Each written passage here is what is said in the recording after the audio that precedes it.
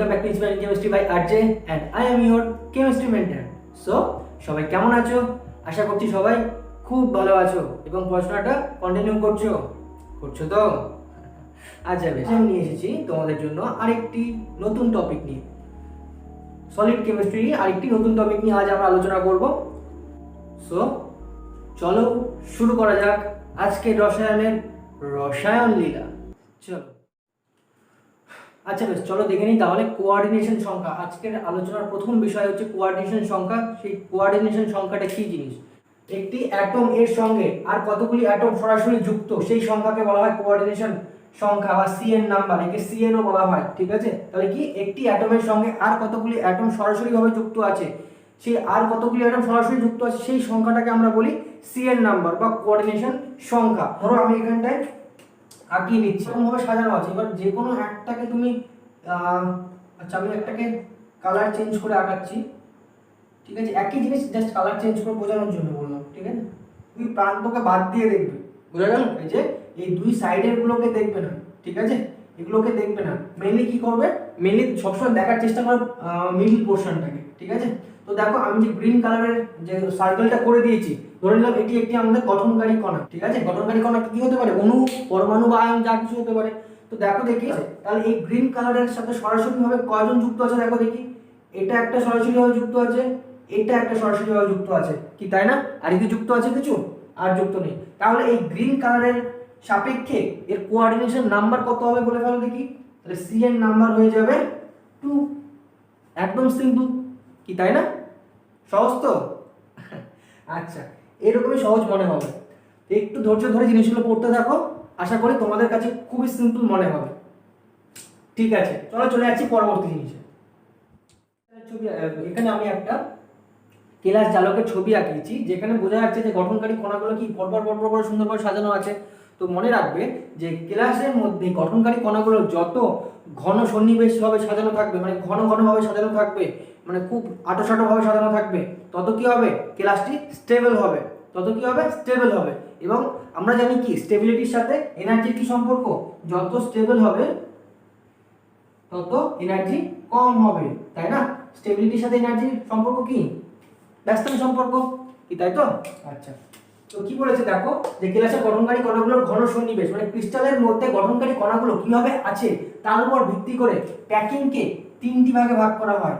এই গঠনকারী কণাগুলো কতটা প্যাকড হয়ে ঘন সন্নিহিত অবস্থায় আছে সেটা বোঝার জন্য প্যাকিংকে মেনলি আমরা 3টি ভাগে ভাগ করি। একটা 1D প্যাকিং, একটা 2D প্যাকিং, একটা 3D প্যাকিং, তাই তো? তো চলো দেখে নিই 1D প্যাকিং কি জিনিস। দেখো ফার্স্টে যখন আছে 1D প্যাকিং, ঠিক আছে, 1D প্যাকিং কি? ডি কথার অর্থ কি? ডাইমেনশন।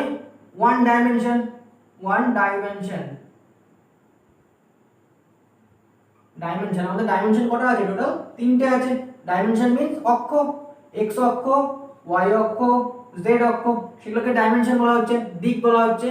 গঠনকারী কণাগুলো যদি একটা ডিরেকশন বরাবর যায় তাহলে সেখানে যে প্যাকিং দেখা যায় তাকে আমরা বলি 1D প্যাকিং। তো চলো দেখে নাও, এই যে গঠনকারী কণাগুলো কি রয়েছে, একদম প্যাকড হয়ে আছে, পরপর পরপর কানেক্ট হয়ে আছে, একদম আঁটোসাঁটো ভাবে আছে। তো এটা দেখো একটা ডিরেকশন বরাবর যাচ্ছে, আমি ধরে নিচ্ছি এটা এক্স ডিরেকশন, তাহলে একটা ডিরেকশন বরাবর যাচ্ছে, তাই না? এই কারণে এদেরকে বলা হচ্ছে 1D প্যাকিং। ঠিক আছে, কি বলা হচ্ছে? 1D packing.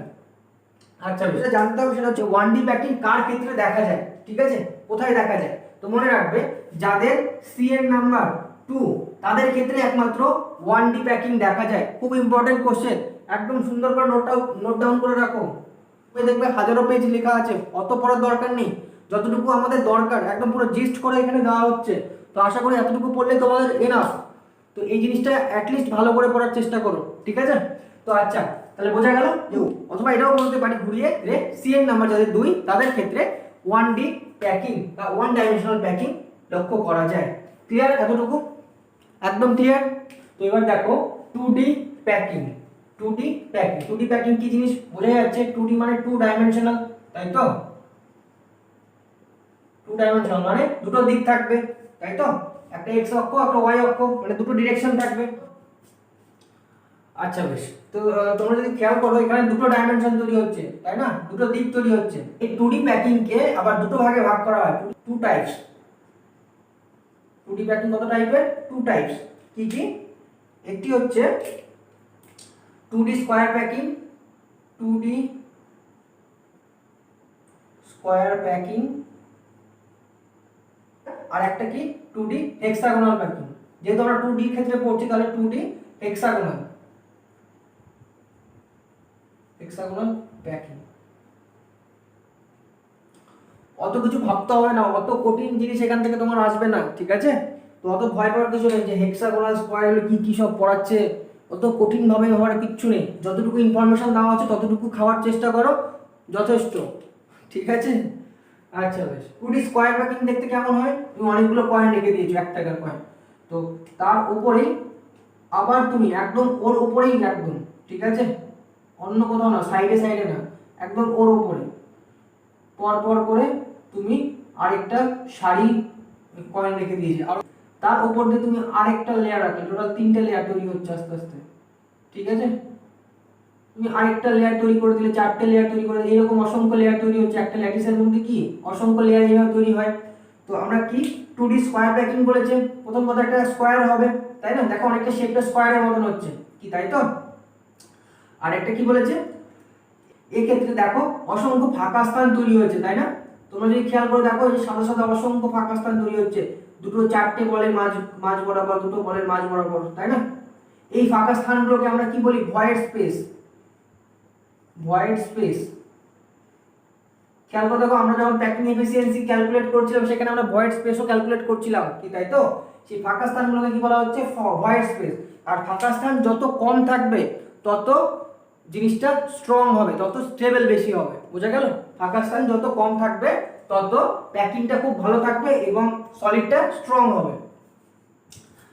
আচ্ছা বেশ, তাহলে এগুলোকে কি বলা হচ্ছে? বললাম ভয়েড স্পেস, তাই তো? আচ্ছা বেশ। তো এর ক্ষেত্রে যেটা কোশ্চেন তোমার পরীক্ষায় আসে যে কোঅর্ডিনেশন নাম্বারটা চাই, ঠিক আছে? 2D স্কয়ার প্যাকিং এর ক্ষেত্রে কোঅর্ডিনেশন নাম্বারটা চাই। এবার তুমি যে কোনো একটা অ্যাটমকে যদি ডিরেক্টলি কানেক্ট করো, ধরে নাও আমি এই মিডলের এইটাকে কানেক্ট করছি, রেড দিয়ে করে দিয়েছি, ঠিক আছে? এবার দেখো দেখি ওই রেড আলা বলটা বা রেড আলা ওই কয়েনটা আর কজনের সাথে কানেক্ট হয়ে যায় ডিরেক্টলি। আমরা তো সিরিয়াল নাম্বার বের করলেই হবে, তাই কি না? তো তুমি যদি ভালো করে খেয়াল করে দেখো 1 2 3 4 চারজনের সাথে কানেক্ট রয়েছে, 1 2 3 4 চারজনের সাথে কানেক্ট রয়েছে। তার মানে এই 2D স্কয়ার প্যাকিং এর ক্ষেত্রে সিএন নাম্বার কত হয়ে যায়? 4। 2D স্কয়ার প্যাকিং এর ক্ষেত্রে সিএন নাম্বার কত হয়ে যায়? 4। খুব ইম্পর্টেন্ট কোশ্চেন, আশা করি বুঝতে পেরেছো 4 কিভাবে হচ্ছে। যদি কোঅর্ডিনেশন নাম্বারটা তোমার ক্লিয়ার বোঝা থাকে তাহলে আশা করি তুমি বুঝতে পারবে, কি তাই তো? আচ্ছা বেশ, তো চলো দেখে নিই 2D হেক্সাগোনাল প্যাকিং এর ক্ষেত্রে এর সিএন নাম্বারটা মানে কোঅর্ডিনেশন নাম্বারটা কত হয়, চলো দেখে নিই। আচ্ছা বেশ, তো দেখো 2D হেক্সাগোনাল প্যাকিং এর ক্ষেত্রে আমি দেখো ছবিটা আঁকিয়ে ফেলেছি, একটু হয়তো বুঝতে অসুবিধা হতে পারে, ঠিক আছে? তো যেহেতু 2 ডাইমেনশনাল বলতে আমরা দুটো দিক বুঝি, তাই না? বেশিরভাগই আমরা যে খাতাতে বা ব্ল্যাকবোর্ডে জিনিসগুলো আঁকাই বা হোয়াইট বোর্ডে জিনিসগুলো আঁকাই সেগুলো মেইনলি 2 ডাইমেনশনাল হয়ে থাকে, তাই তো? এবার দেখো 2D হেক্সাগোনালের ক্ষেত্রে কি হয়, প্রথমে তুমি ধরো সুন্দর করে বলগুলো পরপর পরপর করে আঁকালে, গঠনকারী কণাগুলো পরপর করে আঁকালে, ঠিক আছে? এবার ওদের মাঝখানে এই দেখো আমি যখন আঁকাচ্ছি, আমি যখন 2টো বল 3টে বল 4টে বল এই করে করে করে করে যখন আঁকাচ্ছি, দেখো 2টো বলের মাঝ বরাবর একটা অবনমিত স্থান তৈরি হচ্ছে। আশা করি জায়গাটা বুঝতে পারছো, এই যে অবনমিত স্থান তৈরি হচ্ছে, কি তাই তো? খুব ভালো করে যদি খেয়াল করে দেখো আশা করি বুঝতে পারছো যে এই যে এটা যদি দুটো গঠনকারী কণা হয় পরপর কানেক্টেড থাকে, তাই না? ওদের মাঝখানে দেখো একটা অবনমিত স্থান তৈরি হচ্ছে। তুমি নিচের দিকে বলো বা উপরের দিকে বলো, এই দেখো একটা অবনমিত স্থান তৈরি হচ্ছে, কি তাই না? মানে নিচের দিকে খাঁজের মতো ঢুকে যাচ্ছে, কি তাই তো? এই অবনমিত স্থান বরাবর এখানে আরেকটা, যখন প্রথম রাউন্ডটা তুমি এইভাবে আঁকাচ্ছ, যখন প্রথম সারিটা তুমি এইভাবে আঁকাচ্ছ গঠনকারী কণাগুলো পরপর পরপর করে, তখন এরকম অসংখ্য অবনমিত স্থান তৈরি হচ্ছে। এবার দ্বিতীয় লেয়ারটা তুমি যখন আঁকাবে তখন ওই অবনমিত স্থানের মাঝ বরাবর আঁকাতে হবে, মানে তুমি যখন বলগুলো রাখছো তখন প্রথম লেয়ারটা তো এইভাবে রেখে দিলে, পরপর পরপর করে সুন্দর করে রেখে দিলে, তাই না? এবার দ্বিতীয় লেয়ারটা যখন 2 নম্বর লেয়ারটা উপর দিয়ে আঁকাচ্ছ তখন 2D স্কয়ার প্যাকিং এর ক্ষেত্রে যেমন আমরা একটার উপর আরেকটা আঁকাচ্ছিলাম, তাই না? কিন্তু এই ক্ষেত্রে কি হচ্ছে, এই ক্ষেত্রে এই দুটো অবনমিত বলের মাঝখানে আঁকাতে হবে 2 নম্বর লেয়ারটা, ঠিক আছে, তার মানে এদের মাঝ বরাবর হবে। আশা করি জিনিসটা বুঝতে পারছো। ঠিক সেটাই আমি এই ছবিতে আঁকানোর চেষ্টা করেছি। এবার স্ক্রিনে দেখো তোমরা, আশা করি তোমরা বুঝতে পারবে।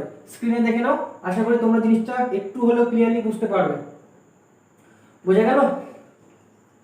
তাহলে কি আর 2D স্কোয়ার প্যাকিং এর ক্ষেত্রে যেমন জিনিসটা কি ছিল, মানে তুমি যখন প্রথম লেয়ারটা আঁকাচ্ছ একটা বলের উপর আরেকটা বল, একটা বলের উপর আরেকটা বল, একটা বলের উপর আরেকটা বল, এরকম করে আঁকানো হচ্ছিল।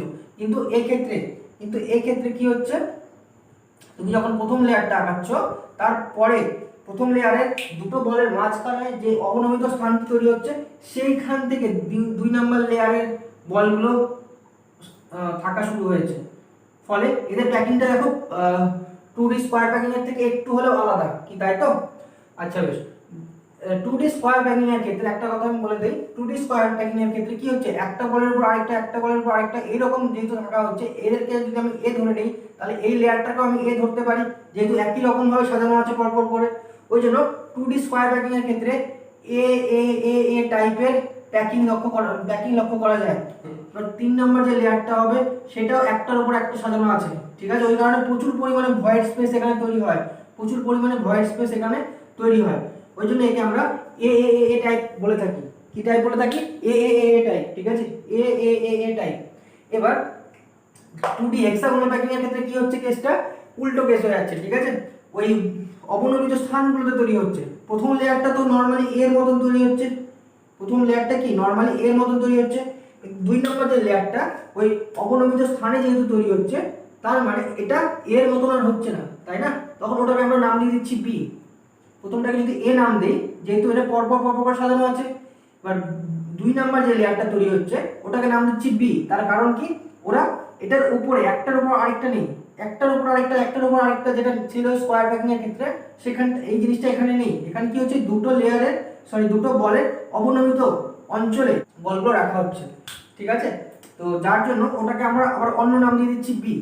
আবার ধরো 3 নম্বর যে লেয়ারটা আসবে সেটা আবার এর নাম্বার, মানে 1 নম্বর লেয়ারের মতন তৈরি হবে, 1 নম্বর লেয়ারের বলগুলো যেমন সাজানো ছিল ঠিক সেরকম করে থাকবে।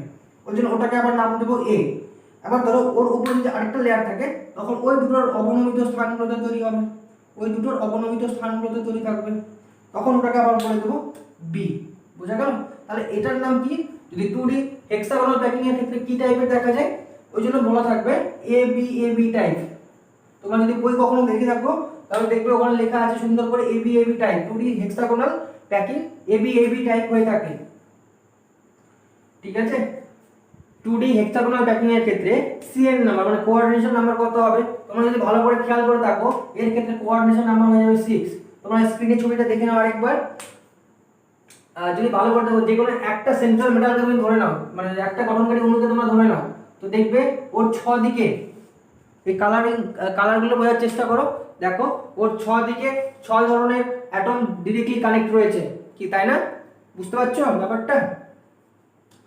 আশা করি বুঝতে পারছো।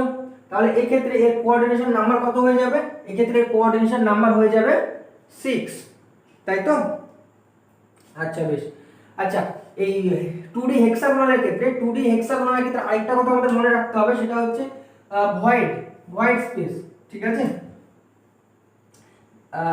যেমন 2D স্কোয়ার প্যাকিং এর ক্ষেত্রে আমরা ভয়েড স্পেস দেখলাম, ফাঁকা স্থান অনেকটাই রয়েছে, কি তাই তো?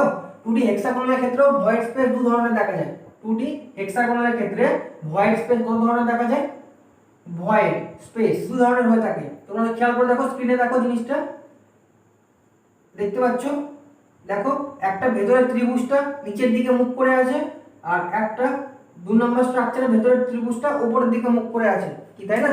এই দু ধরনের ভয়েড স্পেস আমরা দেখতে পারি, কোথায়? 2D হেক্সাগোনালে, ঠিক আছে। আচ্ছা, এখানে আরেকটা কোশ্চেন তোমাদের এমসিকিউ হিসেবে হয়তো আসতে পারে, যে 2D square and 2D hexagonal, এদের মধ্যে কার প্যাকিং দক্ষতা বেশি? হবে বলতে পারবে? কি করে আমরা জিনিসটা ব্যাখ্যা করব? সিম্পলি কোঅর্ডিনেশন নাম্বার দিয়ে, সিএন নাম্বার দিয়ে, ঠিক আছে। সিএন নাম্বার দিয়ে আমরা 2D স্কয়ার প্যাকিং এর ক্ষেত্রে সি এর নাম্বার কত দেখলাম 4 কি তাই তো, আর 2D হেক্সাগোনাল ক্ষেত্রে সি এর নাম্বার কত দেখলাম 6। তো মনে রাখবে যার সি এর নাম্বার যত বেশি হবে সে তত কি দেখলাম তত ক্লোজ প্যাকড হয়ে থাকবে, তার মানে প্যাকিং দক্ষতা তার আরো বেশি থাকবে কি তাই তো। তো সেই ক্ষেত্রে আমরা বলতে পারি 2D হেক্সাগোনালের প্যাকিং দক্ষতা 2D স্কয়ার প্যাকিং এর থেকে বেশি হবে। ক্লিয়ার একদম, আশা করি বুঝতে পেরেছো। আচ্ছা, মেইনলি এখান থেকে কোশ্চেন এই টাইপেরই আসে এবং এদের কোঅর্ডিনেশন নাম্বারগুলো জিজ্ঞেস করে। আশা করি জায়গাটা বুঝতে পারছো একটু হলেও কি তাই তো। এই দুটো তো ইজি ছিল, এবার লাস্ট যেটা রয়েছে আমাদের 3D প্যাকিং, এটা আরেকটু বেশি জটিল। ঠিক আছে, তো চলো দেখে নেওয়া যাক। কটি ভাগে ভাগ করা হয়? 3 ভাগে ভাগ করা হয়। কি কি? 3D স্কয়ার প্যাকিং একটা, 2 নাম্বার 3D হেক্সাগোনাল প্যাকিং, এই দুটো তো আমরা 2D এর ক্ষেত্রে পড়েছি, আরেকটা হচ্ছে 3D cubic close packing. 3D cubic close packing. এবার মজার বিষয় হচ্ছে এদের নামগুলো কয়েকটা একটু আলাদা রকমের কিছু নাম আছে যেগুলো তোমাদের পরীক্ষায় বেশি ইউজ করা হয়, তো সেই নামগুলো আমাদের মনে রাখতে হবে। 3D স্কয়ার প্যাকিং এর ক্ষেত্রে একে 3D স্কয়ার প্যাকিং বলা হয়, কোনো অসুবিধা নেই। 3D হেক্সাগোনাল প্যাকিং যেটা তাকে HCP বলা হয়। HCP তোমাকে বলে দেবে HCP এর ক্ষেত্রে সি এর নাম্বার কত। HCP বা তুমি HCP কি সেটাই বুঝতে পারছো না, তাহলে কি ব্যাপার, কি দিয়ে দিয়েছে, আকাশ থেকে ভেঙে পড়লে যে কি দিল আবার, তাই না? কোনোদিন শুনিনি তো, ওরকম মনে করবে না। HCP মানে হেক্সাগোনাল ক্লোজ প্যাকিং। আর লাস্ট কি 3D cubic close packing. 3D cubic close packing কে FCC ও বলা হয় অথবা CCP ও বলা হয়। কি বলা হয়? FCC। ঠিক আছে, আমরা ফেস সেন্টার কিউবিক পড়েছিলাম, অনেক সময় ওকে FCC ও বলা হবে অথবা CCP ও বলা হবে, কিউবিক ক্লোজ প্যাকিং ও বলা হবে। ক্লিয়ার? তাহলে 3D প্যাকিং কে মেইনলি আমরা তিনটে ভাগে ভাগ করে নিই। আচ্ছা, এই ক্ষেত্রে না স্ট্রাকচারগুলো বোঝানো খুব মুশকিল। ঠিক আছে, আমি স্ট্রাকচারগুলো ড্র করতে পারলাম না, তো তোমরা জাস্ট পারলে বইয়ের ছবিগুলো দেখে নিও, এখান থেকে সেরকম কোনো তোমার স্ট্রাকচার বা ইয়ে আসবে না। এই কটা ইনফরমেশন তোমার ঠিকঠাক জানা থাকলে এখান থেকে তুমি অ্যান্সার করে দিতে পারবে, কোনো সমস্যা হবে না। ক্লিয়ার?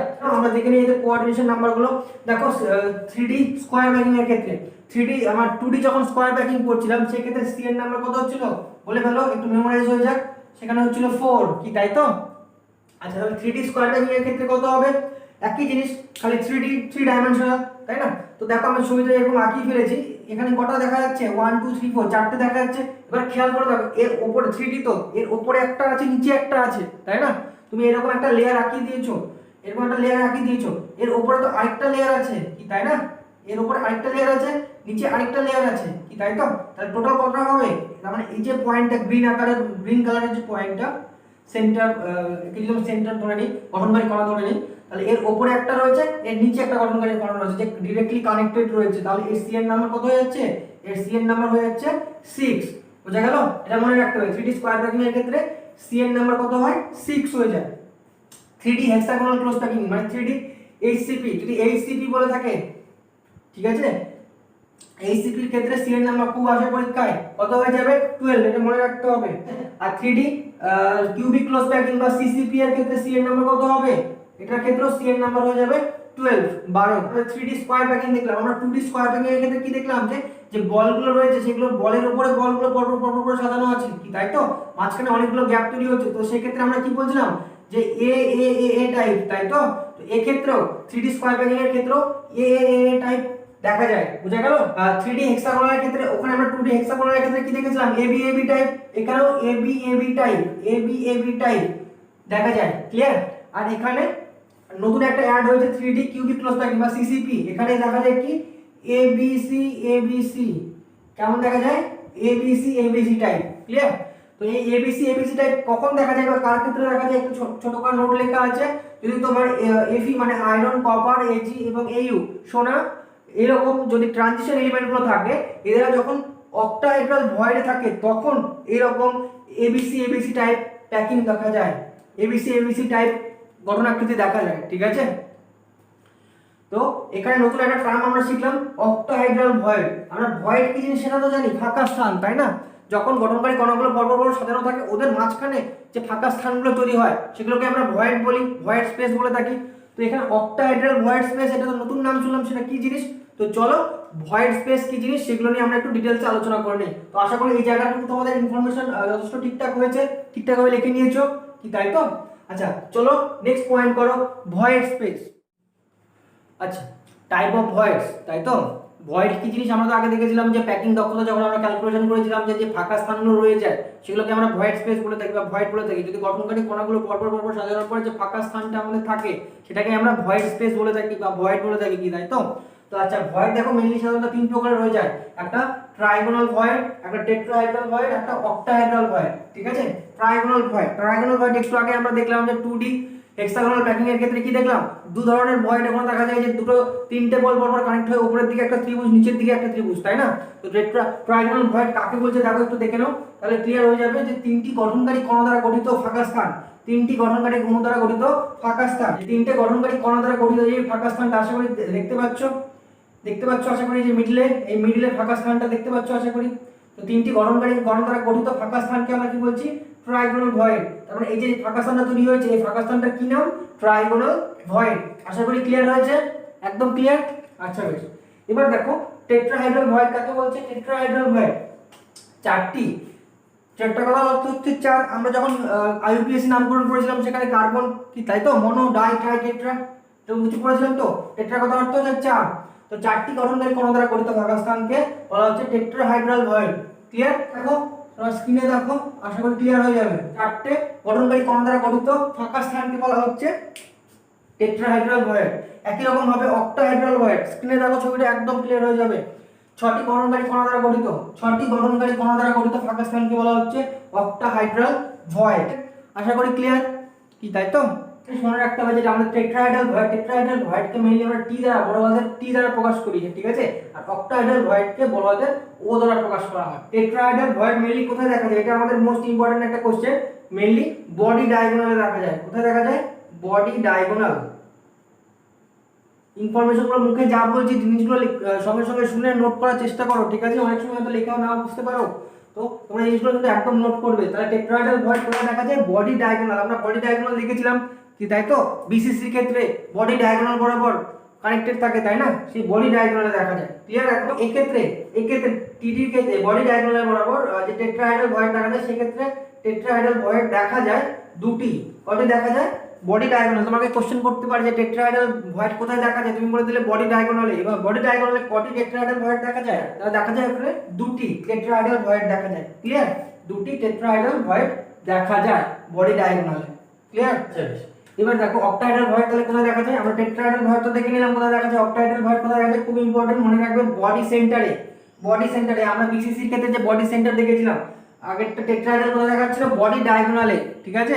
আর তোমার অক্টাহাইড্রাল কোথায় দেখা যাচ্ছে, বডি সেন্টারে। আমরা যদি ল্যাটিস একটা আঁকিয়ে ফেলি, একটা ক্রিস্টাল আঁকিয়ে ফেলি, তাহলে কি হবে, ওর যে বডির সেন্টার রয়েছে, সেন্টার অফ দ্য বডি, সেখানে তুমি একটা পাবে, ঠিক আছে। আর কোথায় পাবে, এটা ছাড়াও তুমি পাওয়া যাবে প্রতিটি ধারে, প্রতিটি এজের মিডলে, ঠিক আছে। বোঝা গেল?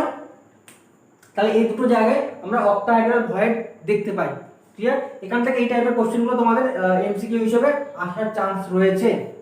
এখানে আরেকটা ইম্পর্টেন্ট জিনিস রয়েছে, চলো সেই জিনিসটা একটু দেখে নেওয়া যাক। খুব ইম্পর্টেন্ট জিনিস, দেখো কি বলেছে, যদি number of atom Z in CCP মানে cubic close pack or HCP মানে হেক্সাগোনাল ক্লোজ প্যাক যদি n হয়ে থাকে, মানে n সংখ্যক হয়ে থাকে,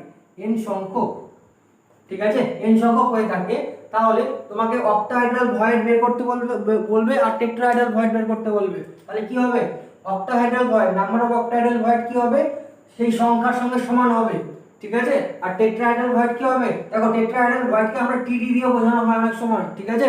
সংক্ষেপে কি দ্বারা বোঝানো হয়, টিডি দ্বারা, তোমাকে বুঝে নিতে হবে। আর অক্টাহাইড্রাল ভয়েডকে ওসি দ্বারা বোঝানো হবে, ঠিক আছে। অনেক সময় বোঝানো হতেই পারে ওসি আর এটা টিডি দ্বারা। আর তার টেট্রাহাইড্রাল ভয়েড কি হয়ে যাবে, 2n হয়ে যাবে, ঠিক আছে। চলো আমরা একটা এক্সাম্পল করে নিই, তাহলে হয়তো তোমাদের একদম জলের মতন ক্লিয়ার হয়ে যাবে। একটা এক্সাম্পল ধরে নাও, তোমাকে বলে দিল, আমরা তো এফসিসি পড়েছি, এফসিসি ল্যাটিস পড়েছিলাম, তাই না। তোমাকে বলে দিল এফসিসির ক্ষেত্রে ওসি সমান সমান কত হবে, এই খানার ওসি না কিন্তু, ঠিক আছে ঠিক আছে। আর টিডি সমান সমান কত হবে, ক্লিয়ার? চলো বের করো খুব তাড়াতাড়ি হয়েছে না। এফসিসি আমরা কি দেখলাম, এফসিসি এর ক্ষেত্রে তুমি জেড এর মান কত বলে ফেলো, FCC face centre cubic exactly 4, কি তাই না। তাহলে 4 যদি হয়, আমরা এখন কি দেখলাম, অক্টাহাইড্রাল ভয়েড যা হবে জেড এর সাথে সমান, তাই না। তাহলে অক্টাহাইড্রাল ওসি সমান সমান কত হয়ে যাবে, ওসি সমান হয়ে যাবে 4, আর টিডি কত হবে 2n, তাই না? তার মানে 4 × 2 8 হয়ে যাবে। ক্লিয়ার? তাহলে এফসিসির ক্ষেত্রে তোমাকে জিজ্ঞেস করে যে ওসি কত আর টিডি কত, তাহলে কি হবে? এফসিসির ক্ষেত্রে ওসি হয়ে যাবে 4 আর টিডি হয়ে যাবে 8। একদম ক্লিয়ার বুঝতে পারলে কিনা? একদম ক্লিয়ার হয়েছে? একদম ক্লিয়ার হয়েছে। যদি ক্লিয়ার না হয়ে থাকে একবার রিমাইন্ড করে নাও, একটু ব্যাক করে নাও, ব্যাক করে নিয়ে আরেকবার দেখে নাও, ঠিক আছে? আরেকবার দেখে নাও, হয়েছে? আচ্ছা বেশ, তো চলো আমাদের এখানে আরেকটা পোর্শন বাকি রয়েছে, সেই জিনিসটা দেখে নেওয়া যায়। আচ্ছা বেশ, তো এখানে ভয়েডের ডাইমেনশন সম্বন্ধে আমাদের কয়েকটা জিনিস মনে রাখতে হবে, ঠিক আছে? চলো একবার দেখে নিই। ডাইমেনশন, ভয়েডের ডাইমেনশন কি বলা হয়েছে? যে কোনো ঘন সন্নিবেশের ভয়েডের ডাইমেনশন উক্ত সন্নিবেশের গঠনকারী কণাগুলির আকারের উপর নির্ভর করে। তাহলে ভয়েডের ডাইমেনশন কিসের উপর নির্ভর করে? গঠনকারী কণাগুলোর আকারের উপর ভয়েডের ডাইমেনশনটা নির্ভর করে। মেইনলি ভয়েডের ডাইমেনশন এখানে আমাদের দুটো হয়, একটা অক্টাহেড্রাল ভয়েডের ডাইমেনশন আর একটা টেট্রাহেড্রাল ভয়েডের ডাইমেনশন, ঠিক আছে? তো এখানে আমাদের এই কয়েকটা সম্পর্ক ধরে নেই। ধরে নাও অক্টাহেড্রাল ভয়েডের ক্ষেত্রে যে ভয়েড ফাঁকা স্থানটা তৈরি হচ্ছে তার ব্যাসার্ধ ধরে নিচ্ছি আর, ছোট হাতের আর, স্মল আর, ঠিক আছে? এবং যে কণাগুলো গঠনকারী কণাগুলো রয়েছে তাদের ব্যাসার্ধ ধরে নিচ্ছি বড় হাতের আর। তাহলে ওদের মধ্যে সম্পর্ক কি? যে ছোট হাতের আর বা স্মল আর ইকুয়ালস টু 0.414 বড় হাতের আর। এটা একটু মনে রাখার চেষ্টা করো, এখান থেকে অনেক সময় অঙ্ক দিয়ে দেয়, ঠিক আছে? স্মল আর সমান সমান কি? ও স্মল আর বলতে কি? ভয়েডের ব্যাসার্ধ, তাই তো? Small R is equal to 0.414 into বড় হাতের আর, কি তাই তো? আচ্ছা, টেট্রাহেড্রাল ভয়েডের ক্ষেত্রে দেখে নাও, টিডি মানে তো বললাম টেট্রাহেড্রাল ভয়েড। একই রকম ভাবে ভয়েডের ব্যাসার্ধ ছোট হাতের আর এবং কণার ব্যাসার্ধ কি? বড় হাতের আর। তাহলে এই ক্ষেত্রে সম্পর্কটা কি হবে? আর ইজ ইকুয়াল টু 0.225 ইনটু বড় হাতের আর। কি হবে দেখে নাও একবার, আর ইকুয়ালস টু 0.225 বড় হাতের আর। এই হয়ে গেল আমাদের ডাইমেনশন। মেইনলি এই দুটো জায়গায় তোমরা একটু স্পেশালি গুরুত্ব দিও, ঠিক আছে? আর ভয়েডের ডাইমেনশন কিসের উপর নির্ভর করে? উক্ত কণার গঠনকারী কণাগুলোর আকারের উপর নির্ভর করে। আচ্ছা বেশ, এই হয়ে গেল আমাদের ডাইমেনশন অফ দ্য ভয়েড। আচ্ছা, এখান থেকে আরো দু এক ধরনের কোশ্চেন এখানে আসে, মানে সংকেত নির্ণয় করতে বলে, ঠিক আছে? আমরা যে অক্টাহেড্রাল ভয়েড, টেট্রাহেড্রাল ভয়েড দেখলাম, তাই না? সেই এবং এখান থেকে তোমার গঠনকারী কণা মানে জেড এর সাথে ওদের সম্পর্কগুলো যে দেখলাম, তো সেখান থেকে আমাদের কিছু টাইপের অঙ্ক আসে। তো চলো দু একটা অঙ্ক আমরা একটু ট্রাই করে নিই, তাহলে তোমাদের এই পোর্শনটা পুরোটা কভার হয়ে যাবে। তো চলো দেখে নেওয়া যাক। আচ্ছা বেশ, অঙ্কটা একবার দেখে নাও কি দেওয়া আছে, ঠিক আছে? দেখে নাও কি দেওয়া আছে, যে এক্স এবং ওয়াই দুটি মৌলের সমন্বয়ে গঠিত একটি কেলাসাকার যৌগ। এই যৌগটা আমাদের নির্ণয় করতে হবে, যৌগটা অ্যাকচুয়ালি কি, ঠিক আছে? যেটা এক্স এবং ওয়াই দ্বারা গঠিত। এবার কি বলেছে দেখো, ওয়াই মৌলের পরমাণুগুলো এইচসিপি গঠন করে। কি গঠন করে? এইচসিপি। বলে ফেলো এইচসিপি কি জিনিস? একটু আগে আমরা পড়লাম, কি জিনিস বলে ফেলো? Hexagonal close pack. Hexagonal close packing কি, তাই তো? বললাম তো একটু আগে। এক্স্যাক্টলি, দেখছো এগুলো ইউজ করা হচ্ছে, কিন্তু এই শর্ট ফর্মগুলো ইউজ করা হবে। তো কতটা ভাইটাল জিনিস। আরেকটা কি ছিল আমাদের বলে ফেলো তো? এইচসিপি। আরেকটা কি ছিল? Exactly CCP. যদি উক্ত ঘন সন্নিবেশের অর্ধেক সংখ্যক, যে ঘন সন্নিবেশ মানে প্যাকিংটা তৈরি হচ্ছে তার অর্ধেক সংখ্যক যদি ওসি ভয়েড এক্স পরমাণু দ্বারা অধিকৃত থাকে, ঠিক আছে? কি? যদি ওসি মানে অক্টাহেড্রাল ভয়েড যেটা তৈরি হবে সেটা যদি অর্ধেকটা অক্টাহেড্রাল ভয়েডের যতগুলো মানে ভয়েড তৈরি হচ্ছে, ওর অক্টাহেড্রাল ভয়েডটা যদি এক্স অর্ধেকটা দখল করে থাকে, ধরে নিলাম 10টা অক্টাহেড্রাল ভয়েড তৈরি হচ্ছে, তাহলে 5টাই এক্স দখল করে আছে, এরকম ব্যাপারটা, ঠিক আছে? তবে যৌগের রাসায়নিক সংকেত লেখো, তাহলে কি কি দেওয়া আছে একবার দেখে ফেলো। যে এক্স এবং ওয়াই দুটো মৌল বলা আছে যারা কেলাস গঠন করে, যৌগ মানে কেলাস একটা যৌগ গঠন করবে। আর ওয়াই মৌলের পরমাণুটি কি গঠন করেছে? এইচসিপি গঠন করেছে। যদি উক্ত ঘনাকার অর্ধেকে ওসি অক্টাহেড্রাল ভয়েড এক্স পরমাণু দ্বারা অধিকৃত থাকে তবে যৌগটির রাসায়নিক সংকেত লেখো। তো চলো করে নেওয়া যাক। আচ্ছা দেখে নাও কি বলা আছে। এইচসিপির ক্ষেত্রে বলা আছে, এইচসিপির ক্ষেত্রে আমরা কি বলা আছে যে ঘন সন্নিবেশে কণার সংখ্যা, তাই না? আমরা কি জানি যে ঘন সন্নিবেশে কণার সংখ্যা মানে জেড এর মান যা হবে অক্টাহেড্রাল ভয়েডের সংখ্যাও তাই হয়, তাই টেট্রাহেড্রাল ভয়েডের সংখ্যা দ্বিগুণ হয়ে যায়। তো এই ক্ষেত্রে আমাদের অক্টাহেড্রাল ভয়েড বলা ছিল কোশ্চেনে, তাই না? তাহলে ঘন সন্নিবেশে কণার সংখ্যা সমান সমান অক্টাহেড্রাল ভয়েডের কণার সংখ্যা বলতে পারি। এবার ধরে নিলাম যে এইচসিপি তে ওয়াই পরমাণুর সংখ্যা ধরে আছে n সংখ্যক ধরে নিলাম, ঠিক আছে? তাহলে কি এইচসিপি তে ওয়াই পরমাণুর সংখ্যা যদি n সংখ্যক হয় তাহলে অক্টাহেড্রাল ভয়েডের সংখ্যা কত হবে? n ই হবে, তাই না? পরমাণুর সংখ্যা এটা হচ্ছে z এর মান, ঠিক আছে? এটা হচ্ছে z। তো z সমান সমান যদি n হয় তাহলে অক্টাহেড্রাল ভয়েডের সমান হয়, তাই না? তাহলে অক্টাহেড্রাল ভয়েডটাও n ই হবে। তো ওখানে দেখো বলা ছিল যে x হবে অর্ধেক, অক্টাহেড্রাল ভয়েডের অর্ধেকটা দখল করে থাকে। তো দেখো কি লেখা আছে, যদি অর্ধেক সংখ্যক x পরমাণু দ্বারা অধিকৃত থাকে তবে কি হবে, HCP তে x পরমাণুর সংখ্যা কত হবে? অক্টাহেড্রাল ভয়েডের যদি অর্ধেকটা x দখল করে থাকে, পুরোটা যদি x হয় তার অর্ধেকটা দখল করে আছে, মানে সরি পুরোটা যদি n হয় তার অর্ধেকটা দখল করে আছে, তার মানে n/2 কি, তাই তো? তাহলে x পরমাণুর সংখ্যা কত হয়ে যাবে? n/2। এবার তুমি অনুপাতটা বের করো, HCP তে x এবং y পরমাণুর সংখ্যার অনুপাত কত হবে? x:y = n/2, যেহেতু আগে x এর মানটা লিখতে হবে y এর মানটা কত, n। তাহলে তুমি নরমালি ক্যালকুলেশন করো, x/y = 1/2 হয়ে যাবে, তার মানে x:y = 1:2 হয়ে যাবে। তাহলে যোগের সংকেত কি হবে? তার মানে x y প্রথমে লিখতে হবে, তাহলে x এর দেখো 1 আছে, তাহলে এখানে 1 লিখে দেব, আর 1 লেখা না লেখা সমান ব্যাপার, আর y এর উপরে 2 লিখে দেব, তাহলে x y 2, এটা হয়ে যাবে যোগের সংকেত। তো আশা করি জিনিসটা ক্লিয়ার হয়েছে। না বুঝতে পারলে আরেকবার রিমাইন্ড করে দেখে নাও। এই হলো আজকে আমাদের টপিক। তো আশা করি জিনিসগুলো তোমাদের ক্লিয়ার হয়েছে। আর যদি কোনো রকম প্রবলেম থেকে থাকে অবশ্যই কমেন্ট সেকশনে জানাবে, এবং যে কোনো এই টপিক রিলেটেড কোশ্চেন তোমরা আলোচনা করতে পারো, আমাকে সেন্ড করতে পারো কমেন্ট সেকশনে জানিয়ে বা আমার হোয়াটসঅ্যাপ নাম্বারে। ঠিক আছে, আশা করি জিনিসগুলো তোমরা সঠিকভাবে এবং ক্লিয়ার কাট বুঝতে পেরেছো এবং ঠিকঠাকভাবে নোটগুলো করছো, কি তাই তো? এবং বাড়িতে পড়াশোনাটা কন্টিনিউ কিন্তু করতে থাকো, ফাঁকি মেরো না।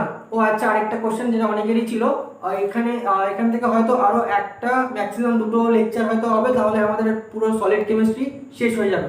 তো আশা করি নেক্সট উইকের মধ্যে আমরা সলিড কেমিস্ট্রিটা শেষ করে দিতে পারবো। ঠিক আছে, আর বেশি কিছু নেই। হয়তো বইয়ে দেখে মনে হচ্ছে অনেক কিছু আছে, তো অত কিছু তোমাদের পড়তে হবে না। আমি আজকে যেমন শর্ট করে করানো হয়েছে, যতটুকু দরকার জিস্ট করে দেওয়া হয়েছে, নেক্সটগুলো জিস্ট করে দেওয়ার চেষ্টা করব, যেন তোমাদের বেশি কষ্ট করতে না হয়। ঠিক আছে, তো চলো আজ এখানেই সমাপ্ত করছি। দেখা হচ্ছে পরবর্তী ভিডিওতে। ততক্ষণের জন্য সবাই ভালো থেকো, সুস্থ থেকো এবং টাটা।